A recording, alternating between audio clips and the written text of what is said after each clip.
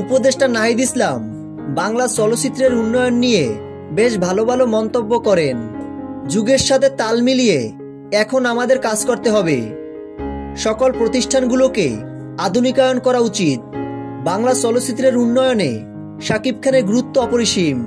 আমরা লক্ষ্য করছি চলচ্চিত্রের এমন দুরবস্থায়ও দর্শকরা শাকিব খানের সিনেমাগুলো দেখে। খেয়াল করলে দেখা যায় চলতি বছরে শাকিব খানের অভিনীত তুফান সিনেমাটি অনেক ভালো ব্যবসা করেছে এবং ছবিটি দেশের বাইরে থেকেও ভালো ব্যবসা করেছে। বর্তমানে এখন চিত্রজগৎ শাকিব খান নির্ভরশীল, তাই আমরা শাকিব ভাইয়ের হাত ধরে অনেক দূর এগিয়ে যাব। শাকিব খানের কন্টেন্টগুলো লক্ষ্য করলে দেখা যায় টলিউডের হিরোদের থেকেও অনেক ধাপ এগিয়ে। সামনে শাকিব খানের আপকামিং সিনেমার দরদের অপেক্ষায় আছে ভক্তরা। ছবিটি ইন্টারন্যাশনাল ভাবে মুক্তির কথা জানিয়েছেন পরিচালক অনন্য মামুন দরদ সিনেমার প্রমোশনে অংশ নেবেন। তো ভিউয়ার্স, ভিডিওটি ছিল এই পর্যন্ত।